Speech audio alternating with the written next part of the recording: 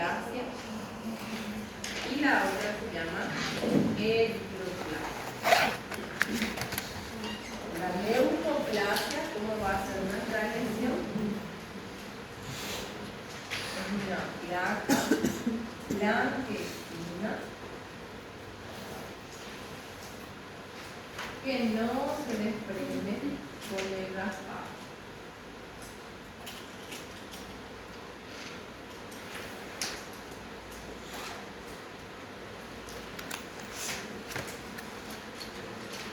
Ustedes van a dar también lo que es la candidiasis pseudomembranosa, que se presenta también como una placa blanquecina, pero a diferencia esta se va a desprender con el raspado, ¿sí?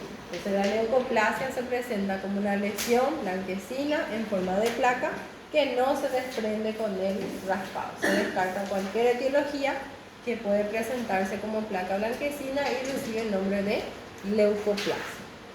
Después la otra lesión es la eritroplasia. Yo siempre me hago así recordar. Leuco de leucocitos para que se recuerden cómo es la coloración de la lesión blanca.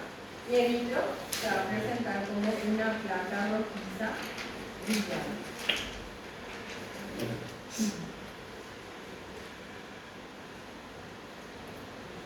Entonces estas dos lesiones a la microscopía hay veces que ya suelen presentar displasia.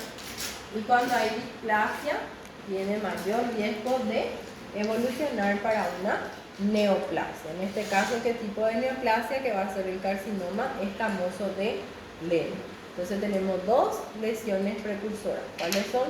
La leucoplasia y la eritroplasia. Ese es tema de examen. Leucoplasia, eritroplasia.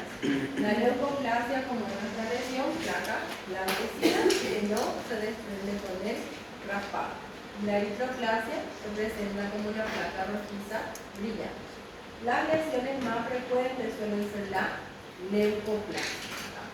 Pero el riesgo de transformación maligna, la que tiene mayor riesgo de transformación maligna es la eritroplasia, porque suelen presentarse como ya una displasia de alto grado. O sea, no anoten ahí en la clase anterior que nos falta.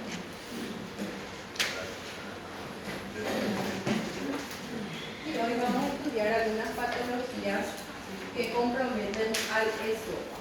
Entonces, para entrar en lo que es patologías de esófago, tenemos que recordarnos cómo estaba formado normalmente el esófago.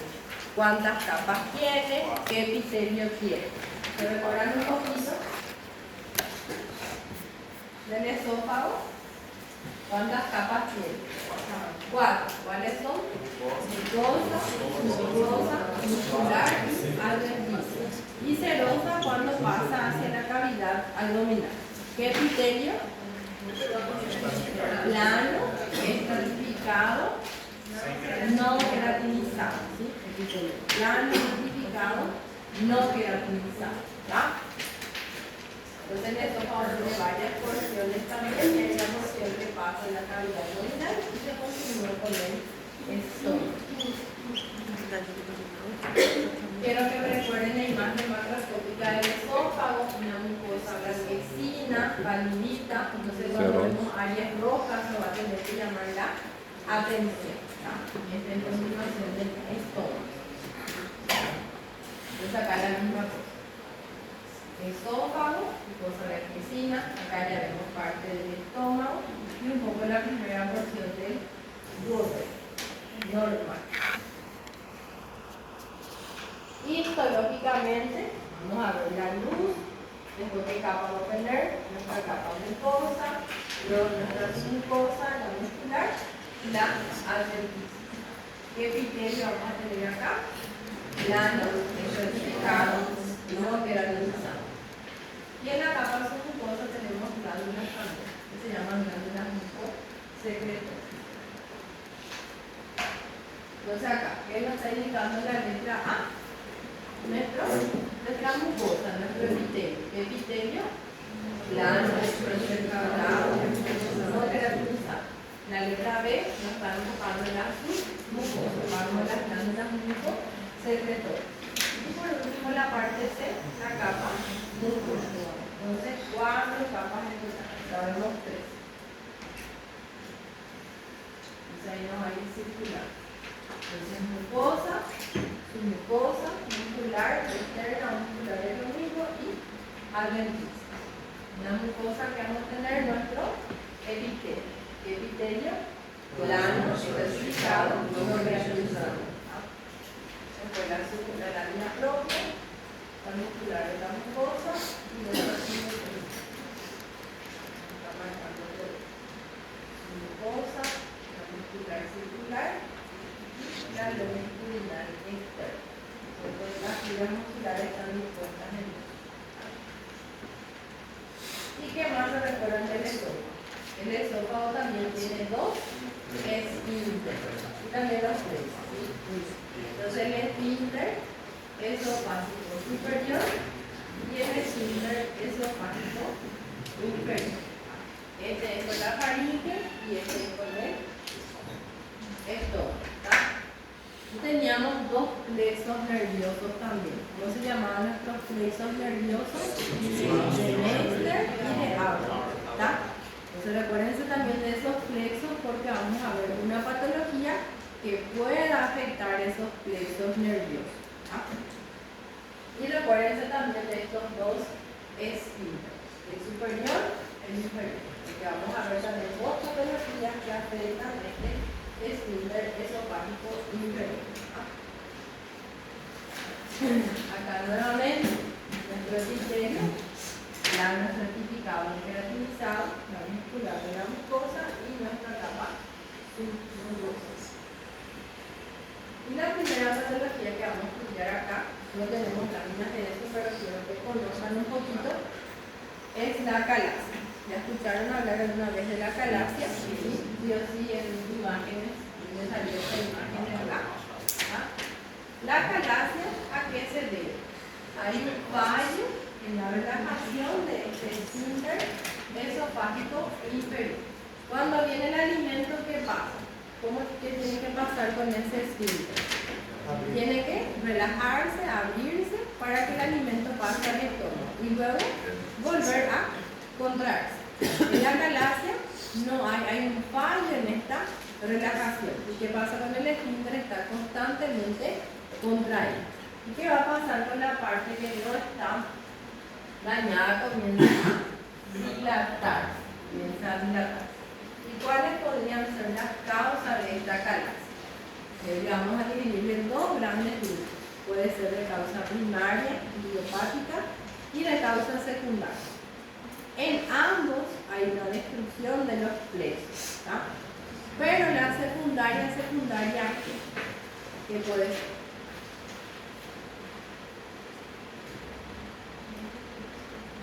¿Qué puede ser secundaria? La calasia. Primaria va a ser una destrucción idiopática y la secundaria la enfermedad de Chagas debido al tripanosoma cruzi. ¿Sí? Entonces eso es la calasia secundaria, una complicación. Entonces la calasia hay un fallo en la relajación, pero ¿de cuál de los esfínteres? El esfínter esofágico inferior. Hay incapacidad de ese esfínter para relajarse durante la deglución y por ende hay ausencia de peristalsis en el resto del estómago. Entonces el aumento de ese esfínter esofágico inferior se puede ver una alteración en la relajación y que lo que va a ocasionar es una función funcional, no va a ser una función mecánica. No hay algo que está funcionando ahí. Y hay una triada clásica para sospechar de la acalasia. Entonces, ¿qué se caracteriza por qué? Hay una relajación de qué? Del esfínter esofágico inferior. Hay aumento del tono y también hay aperistaltismo esofágico. Es esto clásico de la acalasia. Aumento del tono, ¿qué pasa con el esfínter esofágico inferior? Relajación incompleta y aperistaltismo esofágico. Está en vermelho. Entonces quiero que se recuerde bien. Y los síntomas generalmente consisten en disfagia, que es la disfagia, dificultad para la deglución. Y siempre también también es primero para los alimentos sólidos y luego es para los alimentos líquidos. Vamos a ver también que los tumores son así.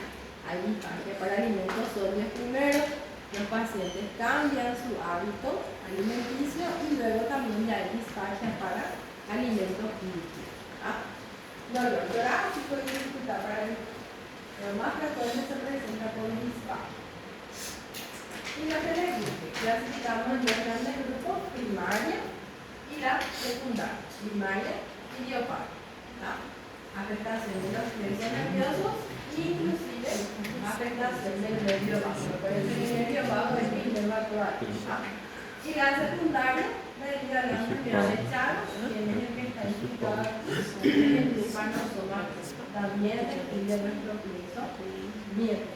Entonces, dos primaria y secundaria. La más frecuente suele ser la secundaria. Bueno.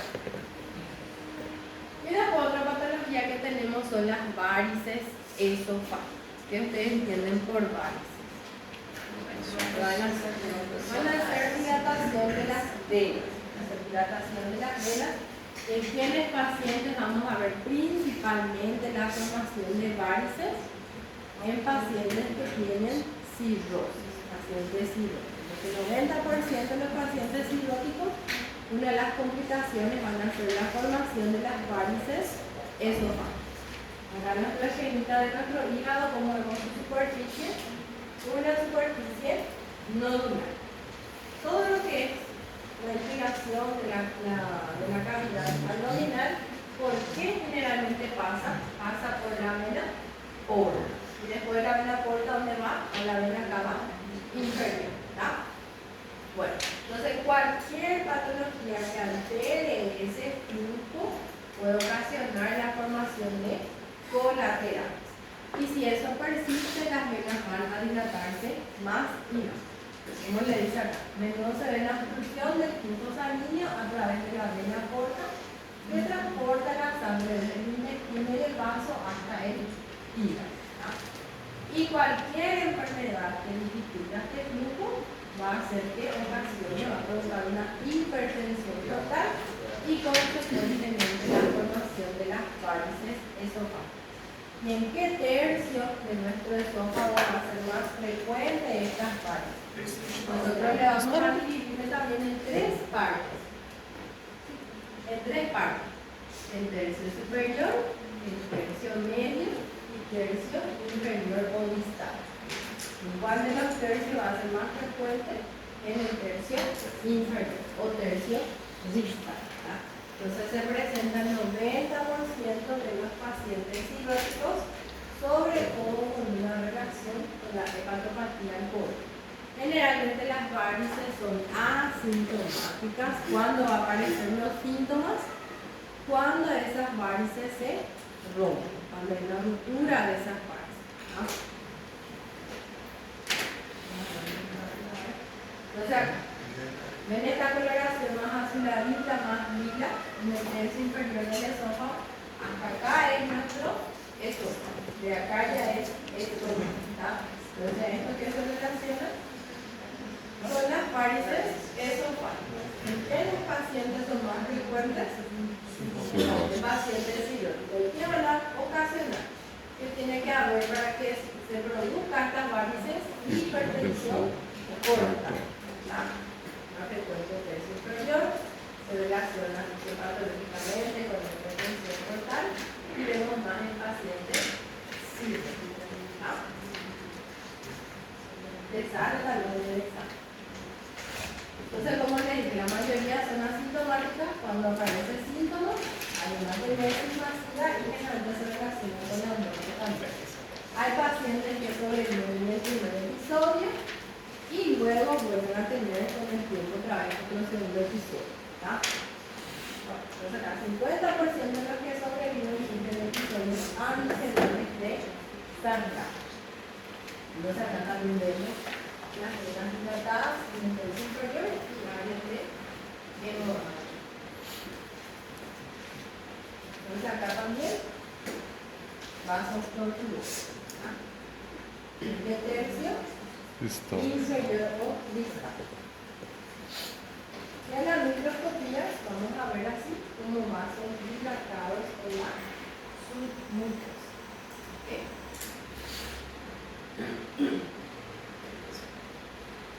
Y ahora vamos a pasar a la esofagitis, que la conocen.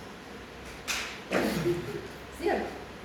No, bueno, entonces la esofagitis, ¿qué va a ser esofagitis? Inflamación de la mucosa esofágica. ¿Cuáles pueden ser las causas de la esofagitis? Reflujo, después qué más, café, alcohol. Hay varias causas que pueden ocasionar que esa mucosa esofágica se infla. Y hoy en día, ¿cuál suele ser la causa más frecuente? El reflujo, ¿sí? El reflujo gastroesofágico. Entonces hay diversas causas: reflujo de contenido gástrico, alcohol, tabaco, irritantes químicos, las criaturas a veces que toman sin querer, o pacientes que quieren ir más allá y toman para suicidarse, ¿verdad? Infecciones, cáncer, que también pueden causar una esofagitis herpética, la candidiasis también, ¿verdad? Entonces, más frecuentes poblaciones también que consumen bebidas medicamentos, café, mate. Y el más frecuente que vamos a ver va a ser la esofagitis por reflujo. ¿Cuál era nuestro epitelio del esófago?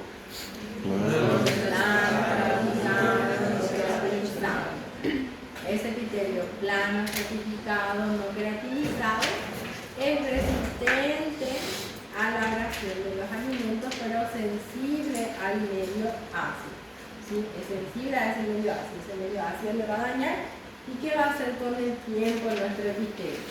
Va a adaptarse. ¿Y qué va a hacer para adaptarse? Va a cambiar de epitelio. ¿A qué epitelio va a cambiar? Un epitelio que va a ser más resistente. ¿Y a qué tipo de epitelio va a cambiar? Cilíndrico simple con células calciformes. ¿Cómo se llama eso? Esófago de Barré. Esófago de Barré o metaplasia intestina. ¿La? Metaplasia intestina. Entonces, ¿qué también ocurre acá? Para que haya un reflujo, hay incompetencia de nuestro esfínter esofágico inferior, que está en comunicación con el estómago. ¿Y a qué puede deberse esa incompetencia? Aumento del tono, pacientes que tienen una presión intraabdominal elevada, pacientes obesos. En las mujeres embarazadas, por ejemplo, siempre les va a referir que tienen mucha acidez, mucho reflujo. Y en grupos, en casos más graves, también inclusive puede haber reflujo de bilis. Y con el tiempo, ¿qué puede pasar con este paciente? Que constantemente tiene ya un esófago de Barré. Primero hay una esofagitis y luego se adapta y pasa a un esófago de Barré. Que puede pasar también con el tiempo, puede evolucionar a una displasia y posteriormente a una neoplasia. Entonces acá en esta endoscopía que vemos cómo era la mucosa normal del esófago. ¿Qué coloración tenía en el hace rato? Mucosa blanquecina, rosadita. Entonces las áreas que están rojizas corresponden a áreas de infiltración. Cuando ustedes le ven la garganta, se miran al espejo como ven su garganta cuando le duele. O sea, ¿qué color? Bien rojo, bien vermelho. Entonces las áreas rojizas van a corresponder a áreas de esofagitis. Cuando vemos una coloración roja más oscura, corresponde también a áreas de metaplasia de Barré. Vamos a ver enseguida. Y acá vamos a tener el esófago de Barré y ya va a ser una complicación de qué? De un reflujo gástrico prolongado. Entonces vemos en 10% de pacientes con enfermedad por reflujo gastroesofágico sintomático. Y quiero que se recuerden también de esto, que el esófago de Barré es un factor muy importante para el desarrollo de uno de los tumores más frecuentes del esófago, que es el adenocarcinoma de esófago. Eso no quiere decir que todos los pacientes que tienen esófago de Barré sí o sí van a evolucionar a un tumor. No. Esto se ve que la mayoría de los pacientes que tienen adenocarcinoma de esófago tuvieron antecedentes de enfermedad de Barré. de recinto gastroesofágico. ¿Y qué vamos a ver en el esófago de Barrett? Reemplazo de ese epitelio plano, estratificado, necrotinizado o epitelio escamoso por un epitelio cilíndrico, pero que tiene células caliciformes. Y llamamos metaplasia intestinal. Edad de diagnóstico promedio 40 a 60. O sea, acá en esta imagen, ¿cuál les parece que va a ser el esófago sano y el esófago patológico?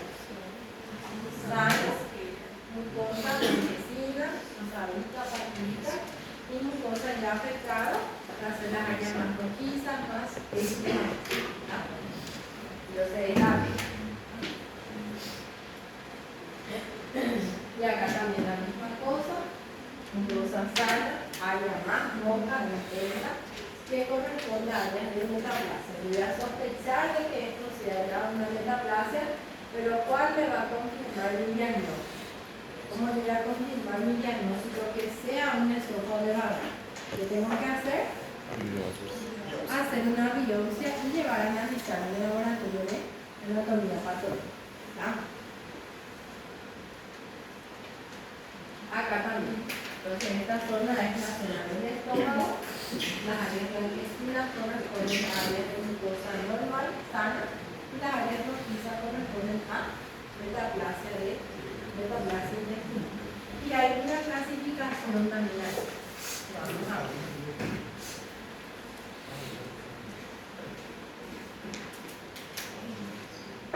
Hay una clasificación que es esófago de Barrett corto cuando esa metaplasia es menor de 3 centímetros. ¿Ya?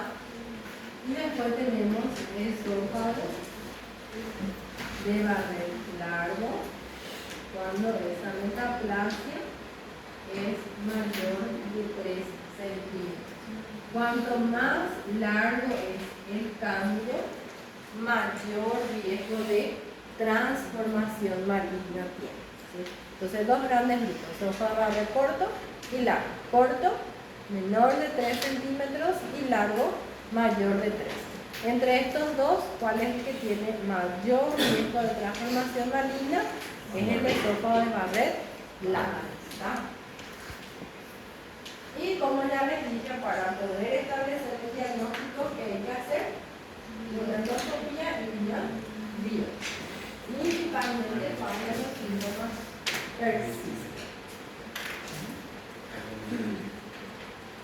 ¿Y a qué tipo de tumor puede progresar? En el toma de examen a un adenocarcinoma de esófago. Y acá, ¿cuál va a ser nuestra zona patológica? Esta es la letra A y esta es la letra B. La letra A. Esta zona corresponde a la clase de la B. Entonces, en esta patología puede progresar con qué tipo de tumor a un adenocarcinoma. Diagnóstico: Esófago de Barrett. esófago de Barrett. Sí, esófago de Barrett. Si llevamos esta imagen en la microscopía, ¿qué vamos a observar? Un cambio de epitelio. ¿De qué epitelio? Con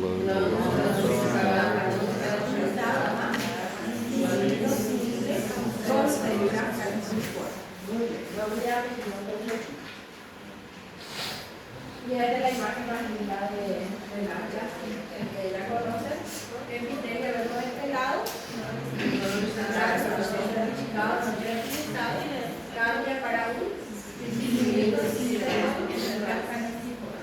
acá tenemos glándulas, por eso progresa una vez. Esa es la expectativa, que ya conocen la realidad. Sí, bueno, acá otra imagen también. De este lado tenemos el epitelio plano, estratificado, y acá pasa para un cilindro con caliciforme, metaplasia intestinal. ¿Y qué ocurre de diferente? Miren bien esta imagen, miren este, con la siguiente. ¿Qué le llama la atención? ¿Qué es lo que dice aquí? Otra vez y ahora vamos a comparar con él. Ella no tiene casi en esta imagen, así de no tiene más células caliciformes. Entonces con el tiempo, por ejemplo, el paciente aparece las células caliciformes metaplasia intestinal. Después van desapareciendo otra vez y ya vamos para un camino de displasia. Y nosotros le hacemos los controles al paciente y con el tiempo, primera, vimos esta imagen. De la biopsia tuvimos esta imagen. Después de 5 a 10 años, hoy tenemos ya esta imagen. Entonces vaya para un camino de displasia. Las glándulas ya son un poco más desordenadas, más deformes, son más líquidas y ya no tienen también células caliciformes. Y otra también característica que se tiene en cuenta es la disposición de los núcleos. Si los núcleos están dispuestos más hacia la parte apical y tenemos los núcleos que están dispuestos más hacia la parte de la base. ¿Sí? Si los que predominan son los núcleos que están hacia la parte apical, se relacionan con una displasia de alto grado. Yo siempre me recuerdo con apical se relaciona más con una displasia de alto grado. Y los núcleos situados más hacia la base se relacionan con una displasia de bajo grado. ¿Qué significa eso? Entre estos dos, ¿cuál es el que va a tener mayor riesgo de transformación maligna? La de alto grado. La displasia de alto grado va a tener un riesgo de transformación maligna en comparación con la displasia de bajo grado. Entonces, algo también que se tiene en cuenta la disposición de los núcleos. ¿Sí? Y dentro de lo que es tumores esofágicos, nosotros vamos a desarrollar acá los dos que son los más frecuentes. O hay otros tumores que van a ver después. Los dos tumores más frecuentes, ¿cuál era nuestro epitelio normal? Plano, estratificado, no queratinizado.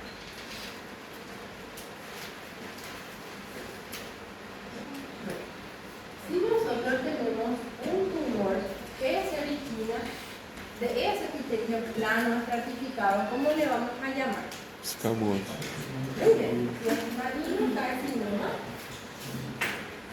escamoso. Muy bien. Y si se origina a partir de un esófago de Barrett, ¿qué tipo de tumor vamos a tener? Adenocarcinoma.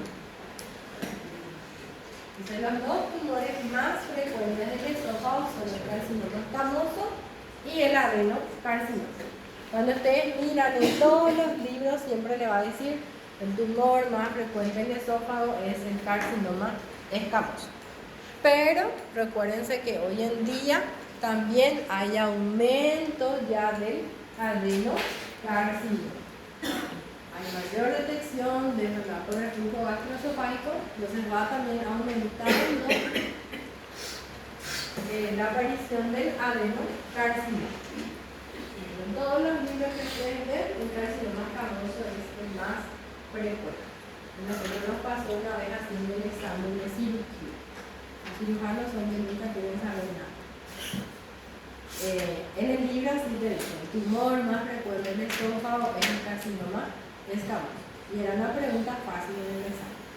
El tumor más frecuente del esófago es la marca. Las opciones están carcinoma escamoso, adenocarcinoma, tumor carcinoide, y todo el mundo marcó carcinoma escamoso. Y adivinen cuál fue la respuesta. Fue adenocarcinoma. ¿Sí? Porque para los cirujanos que ellos están todos los días por la cirugía, están en el consultorio, ven más pacientes, entonces para ellos es más frecuente el adenocarcinoma que está en el. Y nosotros reclamamos porque nunca a mencionar nomás, pero siempre en los exámenes se toman en base a lo que está en el libro. Lo que no discutir con el libro y todo, bueno, el carcinoma, el adenocarcinoma, sí que va así como más frecuente. Entonces cuando ustedes dan esta clase tienen que escuchar bien qué le dice la doctora Cox, ¿sí? Si ya se queda con el carcinoma o se queda con el adenocarcinoma, ¿sí? Pero nosotros vamos a dejar como está nuestro libro. Mais frequente no livro, mais frequente na prática. Es el carcinoma escamoso, pero también que se recuerden que está lo nuestro que el adenocarcinoma. El adenocarcinoma. Sí, Y todos nos quedamos sin puntos de sal. Todos nos mantenemos. Y ahora lo que quiero es que se recuerden también. Ya vamos a terminar el ciclo para que a tomar el café. Como les dije, le vamos a dividirle en 3 tercios nuestro estómago. Tercio superior, tercio medio y tercio inferior. Nosotros acá vamos a tener el estómago. ¿Dónde es más frecuente el esófago le va a comenzar? En nuestro tercio inferior. Entonces, ¿dónde va a ser más frecuente el adenocarcinoma? En el tercio inferior.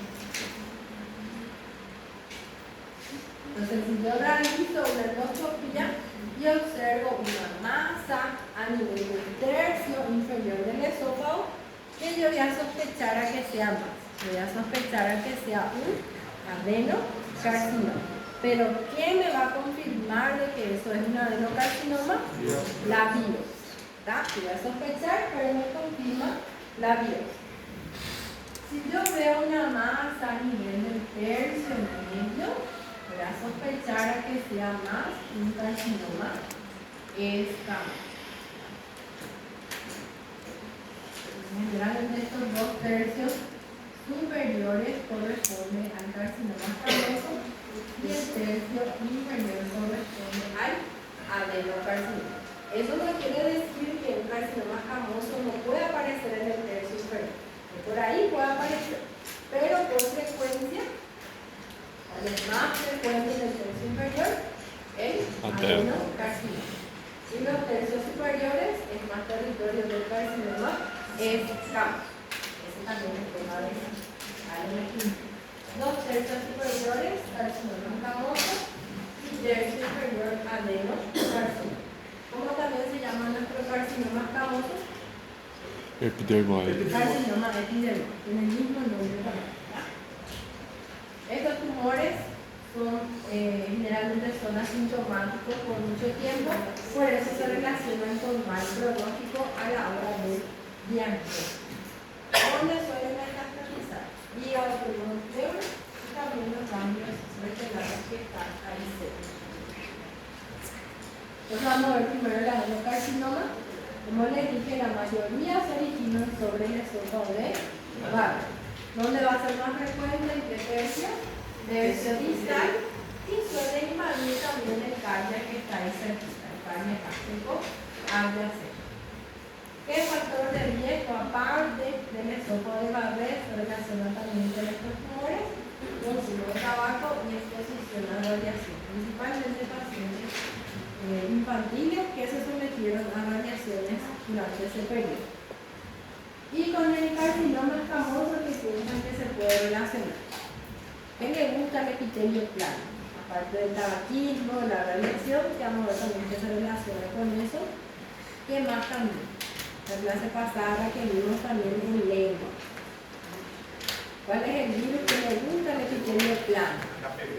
El virus del papiloma humano. Entonces el virus del papiloma humano también suele relacionarse con el carcinoma escamoso. Suele dañar el epitelio escamoso. Acá estos pacientes también dolor de dificultad para tragar, subida de peso, que se relaciona con todos los tumores, y también suele haber disfagia para alimentos sólidos y luego para alimentos líquidos. Entonces acá vemos una endoscopia, vemos una masa a nivel del tercio inferior del esófago, se realizó la biopsia, se llegó a la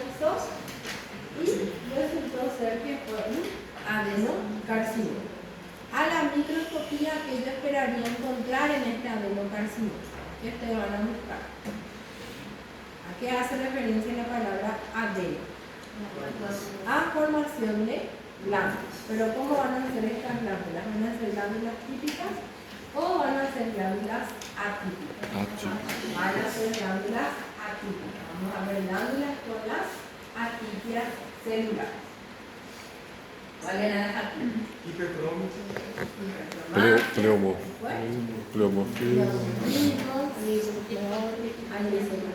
Relação, falta de relação por Relación entre citoplasma 1:1 y pérdida de polaridad. ¿Cuánto tienen que citar ustedes si no tienen un examen? 5. Y si no citan los 5, ¿qué pasa? 0, ¿verdad? Bueno, acá vemos otra imagen que tiene una forma polipoidea, colgante, también en el tercio inferior. ¿Qué van a sospechar? Que está localizado en el tercio inferior. Adenocarcinoma.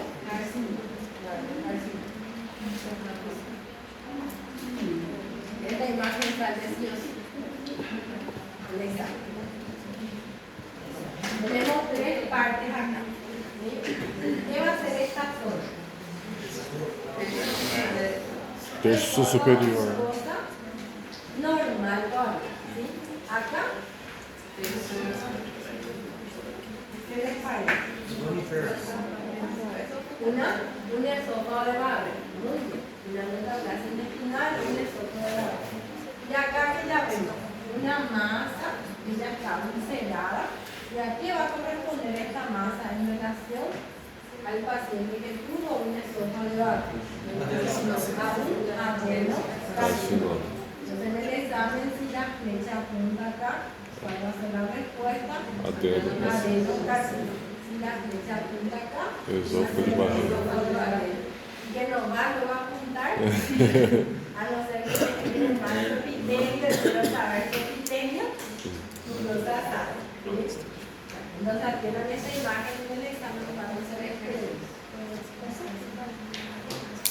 De la mayoría de los casos se tienen a partir de ese sobre. Y acá también quiero indicar esta imagen que ya invadió también parte del cardio. Este ya es parte del estómago, invadió parte del cardio, así que suele ser más frecuente.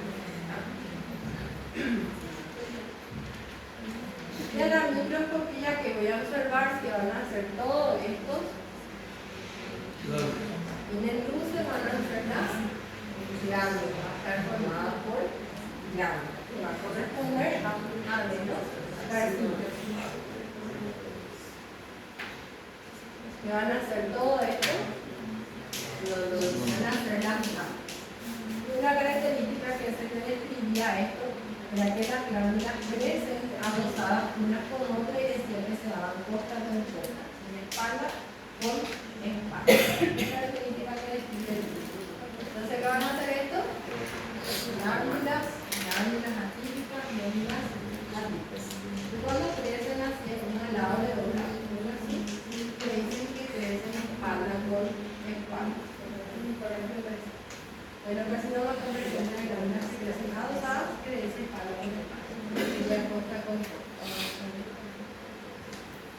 Y acá, esta zona que va a ser esto, y esta zona, una masa localizada en el tercio inferior del estómago, para que puede corresponder a los adenocarcinomas. ¿Sí? Nosotros acá ya tenemos ya el diagnóstico de que es un adenocarcinoma. Entonces, si nosotros hacemos el estudio, vamos a sospechar que esto ya es adenocarcinoma. Y por último tenemos el carcinoma epidérmico, más frecuente en hombres, con mayores de 45 años. La causa más frecuente, o sea, los factores del riesgo que se relacionan más frecuentemente suelen ser el tabaquismo y el alcohol. Infecciones por el virus de papiloma humano. También se vio este tipo de tumor en pacientes que tienen calasa, o pacientes que recibieron también radioterapia, o pacientes que tienen antecedentes de tomar muchas medidas cardíacas con muchos años, ¿sí? Por ejemplo, ayudando también a ese epitelio. Y también alimentos que tienen alto contenido en nitratos. Doutora, permissão, quantos anos o consumo de... A doutora falou sobre os fatores de risco, que é consumo de tabaquismo, lesões, focásticos, calásia, entre outros. Eu não ouvi quando a senhora falou sobre consumo por anos. Por años. 1500 por ano. Graças. Y infección por HPV, ¿sí?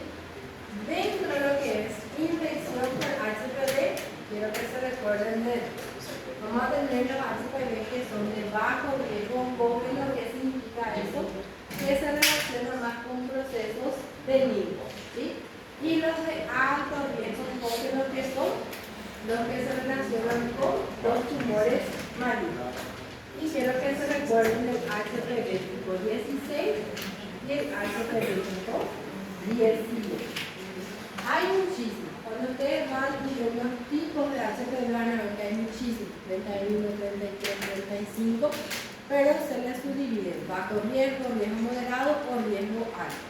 Entonces los que se relacionan más con los tumores malignos, los que más se conocen, son el HPV tipo 16 y el HPV tipo 18. ¿Sí?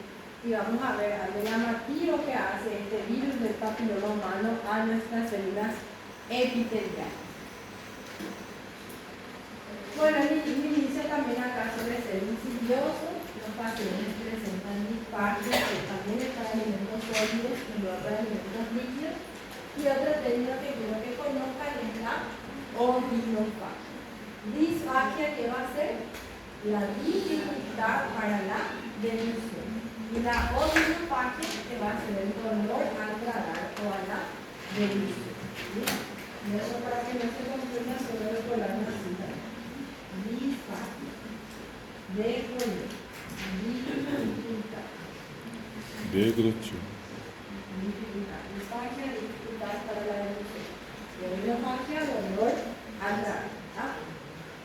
La diferencia de los otros tumores, donde se localiza más frecuentemente este hemisferio leve.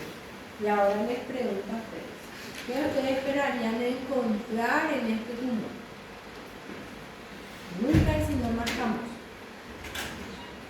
¿Qué esperarían encontrar? No se peleen.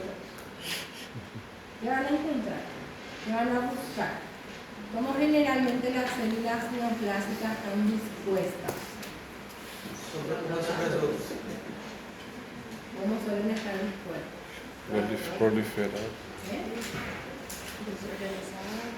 Desorganizadas, pero a veces se organizan en pequeños grupitos. Nidos. En nidos de células neoplásicas, ¿sí?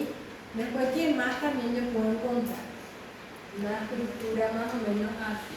Las perlas de queratina. Muy bien.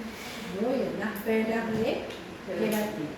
Y con estas perlas de queratina también yo le puedo clasificar a nuestros tumores si son bien diferenciados, si son moderados o si son pobremente diferenciados. ¿Qué también más puedo encontrar? Acantosis, queracantosis. Queratinização. Engrosamiento del epitelio. Cuando hay mucha queratina, ¿cómo le llamamos? Hiperkeratosis. Y todas esas características que vimos en carcinoma de lengua también puedo encontrar en el carcinoma escamoso de esto. ¿Cómo voy a diferenciar en lengua que nosotros teníamos? Papilas. Las papilas. O sea, en todo carcinoma escamoso que siempre hablamos de los nidos de células neoplásicas, van a buscar las perlas, van a buscar si hay hiperkeratosis.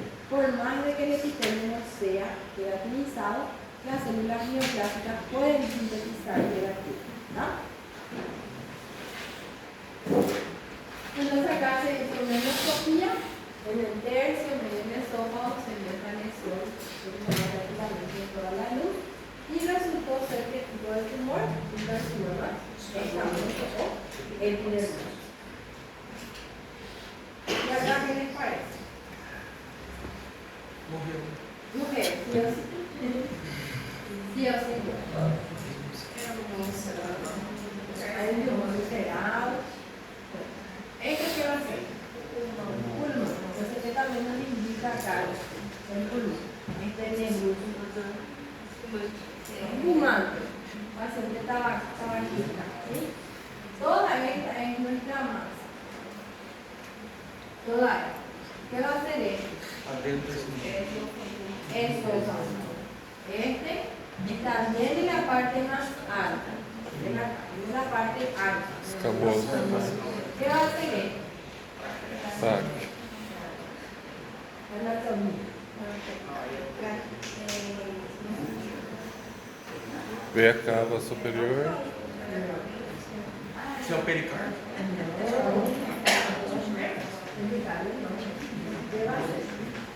Es bien gruesa, al comienzo está acostado, al lado, Aorta. hasta volver se coloca la aorta, exacto. Y los carcinomas famosos se relacionan con más pronóstico porque invaden la estructura vital, no importa. Como acabamos que invadió de la materia, no relacionó con mal pronóstico. Obviamente esta se me merece. Y acá vemos una masa rojiza en el tercio medio del esófago que resultó ser qué tipo de tumor.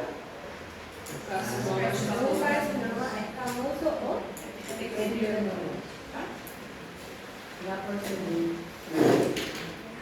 Y a la microscopía, acá vemos restos del microscopio plano estratificado y vemos que las células se agrupan en nidos de células neoplasmas. Y hay varias variantes a través de esto. La más frecuente son el tipo rugoso, que es el nacimiento del pronóstico, el centro celular epidermoide y el basaloide, que es el pronóstico. ¿Sí? Esto ahí no hace falta que sepa. Solamente quiero que reconozcamos carcinoma escamoso, adenocarcinoma. Los factores de riesgo que se relacionan con ambos tipos de tumores. ¿Y qué vamos a buscar nosotros a la microscopía? ¿Ah? ¿Y acá? Esto que van a ser nuestros nidos de células neoplasmas. Entonces, ¿cómo nosotros vamos a clasificar a este tumor? Tenemos carcinoma escamoso, epidermoide, pero va a ser pobremente diferencial. Si veríamos muchísimas perlas de queratina, ¿y cómo le vamos a clasificarle? Bien diferencial, más o menos moderado. Entonces, acá lo que se utiliza para clasificar son las perlas. Y en el adenocarcinoma, ¿qué van a hacer? La formación de las glándulas. Cuanto más glándulas forma, ¿cómo va a ser nuestro tumor? Bien diferenciado. Bien diferenciado. Este para ustedes.